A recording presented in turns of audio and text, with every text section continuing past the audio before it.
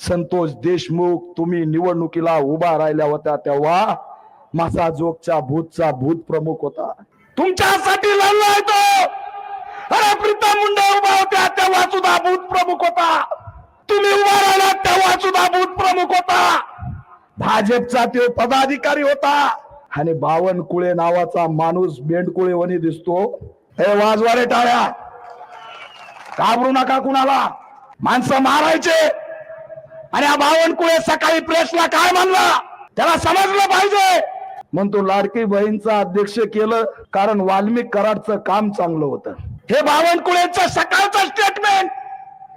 अरे लाज वाटली पाहिजे यांना.